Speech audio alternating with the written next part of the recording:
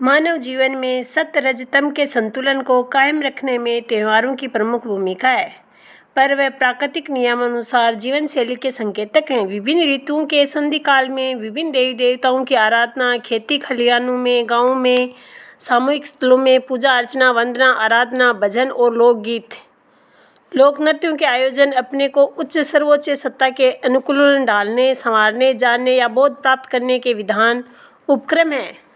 जय श्री कृष्णा, जय सच्चिदानंद, जय श्री राम। सभी प्रेमी भक्तों का गुरु महिमा यूट्यूब चैनल पर मैं हार्दिक अभिनंदन करती हूँ, स्वागत करती हूँ और आपका तहे दिल से धन्यवाद देती हूँ जो आप लोग मेरे वीडियोज़ को पसंद कर रहे हो।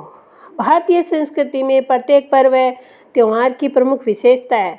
वह परमपिता परमात्मा के पावन नाम और स्वरूप का आह्वान है, उसकी उपासना, आराधना, साधना और जीवन में उच्च ईश्वरीय तत्व का अपने अंतःकरण में जागरण, जो सारी प्रकृति का आधार है। हमारे पर्व हमारी संस्कृति का, हमारे धर्म के द्योतक होते हैं। ये सारा संसार परमपिता परमात्मा की चराचर शक्ति पर ही चलायमान है।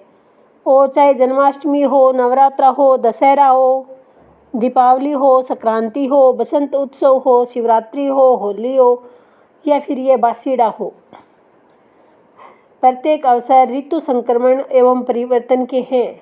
प्रकृति चक्र के इन परिवर्तनों की विभिन्न परिस्थितियों, रूपों, गुण दोषों से उत्पन्न प्रभावों का सामना करने और उनके अनुकूलन अपने को डालने संवारने वाली दैवीय शक्तियों को तत्व ज्ञान द्वारा अपने हृदय में जानकर मानव जीवन में उतारना ही इन त्योहारों को मनाए जाने का मुख्य उद्देश्य है।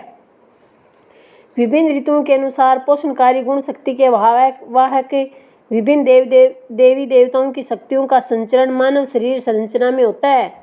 इसी के लिए ध्यान, साधन, भजन की पद्धति को जानना ही मानव जीवन का उद्देश्य है। भारतीय संस्कृति की विशेष देन यह है कि अध्यात्म से जुड़कर जो साधक साधना में परिपक्व होता है वही सतोगुणी प्रभाव से अपने आप को बदलता है। तत्वज्ञानी महापुरुष प्रेम समता का पाठ पढ़ाते हैं।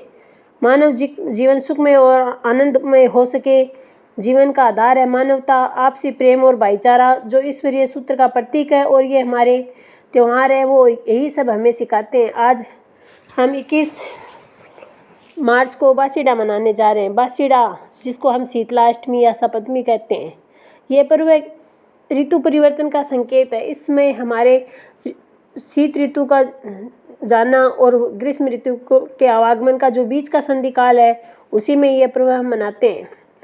ये पर्व जैसे नाम से ही पता है, शीतलाष्टमी शीतलता को प्रदान करने वाला है और हमारे मन की, हमारे शरीर की सारी व्याधियों को ख़त्म कर करके और जो शीतल हमें बना दे, ऐसी है ये शीतला माई, जो पार्वती माँ का ही दूसरा रूप है माना जाता है। और ये इस दिन हम लोग पहले दिन जो भोजन बनाते हैं, रात्रि को प्रसाद जो बनाते हैं, उसी का भोग लगाते हैं हम। और इसमें तरह तरह के पकवान बनाए जाते हैं। हर अलग अलग इलाके के अनुसार, हर गांव, कस्बे, शहर के अनुसार अब लोग बनाते हैं। हमारे राजस्थान में तो सबसे ज़्यादा जो शीतलाष्टमी का प्रसाद है वह है खाटे की राबड़ी और बाकले, जो बाजरे और मोठ दोनों को भिगो करके जो अंकुरित अनाज हम बनाते हैं उसको बाकले कहते हैं और उन्हीं का हम भोग लगे मुख्यतः से लगाते हैं। शीतलाष्टमी वाले दिन हमारे गांव में तो मंदिर भी नहीं है, हम लोग तो घर में ही पूजा करते हैं। कैसे करते हैं वो मैं आप लोगों को बताऊं तो हम लोग एक पानी का मटका है, उसको ठंडे पानी से भर के रखते हैं। फिर सुबह सुबह सवेरे ही 5 बजे हम सब नहा धो के तैयार होके और जो राख होती है ना होली की, जो बड़कुले जलाते हैं वो राख, या फिर हमारे चूल्हे की राख, उससे हम लोग वो बनाते हैं देवी के प्रतीक। और 8 उन्हीं पे हम फिर अलग अलग जो पकवान हम बनाते हैं, जैसे चावल बनाते हैं और दलिया बनाते हैं, राबड़ी बनाते हैं खाटे की, अंकुरित अनाज होते हैं, दही की मलाई होती है और हम जो कच्चा घी जिसको हम चूटिया बोलते हैं वो होता है। ये हमारे राजस्थान की प्रमुख कैर सांगरी की सब्जी, ये हमारे राजस्थान का प्रसाद होता है, प्रमुख प्रसाद है जो शीतला माँ के हम चढ़ाते हैं।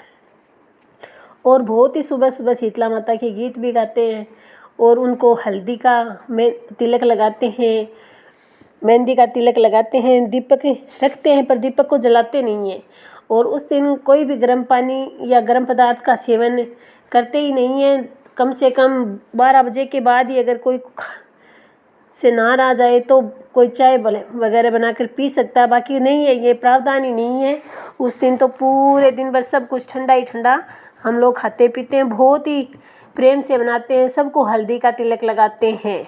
और ये बच्चों की माता होती है तो सेडल माता जो कहते हैं, ये बच्चों की माँ है, जो बच्चों पे इस वक्त है क्या, वो हमारे यहाँ चेचक आंकड़े काकड़े बोलते हैं, चेचक कहते हैं, म्यादी कहते हैं, जो भी है वो सारी संक्रामक बीमारियाँ इसी मौसम में होती हैं। तो ये सिर्फ ये माई उनकी है, तो इसीलिए इनकी पूजा हम लोग बड़े प्रेम से करते हैं और बच्चों को भी करवाते हैं, बच्चों के हाथों से पूजा करवाते हैं। और माता का जो वाहन गद्दा होता है वो प्रसाद है, फिर हम उस गद्दे को खिलाते हैं।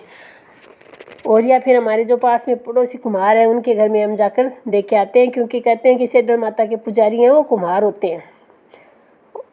तो ये त्यौहार क्यों मना रहे हैं हम लोग, ये आपने हमारा जो शरीर सत्य रज तम तीनों से बना हुआ है, और इस शरीर के संतुलन को कायम रखने के लिए हमारे जो त्यौहार होते हैं उनकी प्रमुख भूमिका होती है।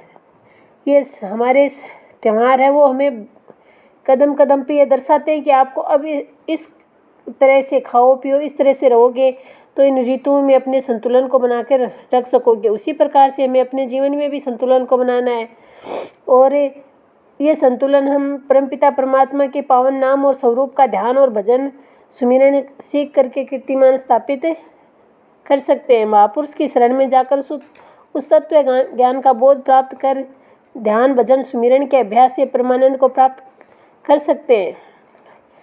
मैं इसी के साथ में अपनी वाणी को विराम देती हूँ। आप सभी को पुनः शीतलाष्टमी की हार्दिक शुभकामनाएं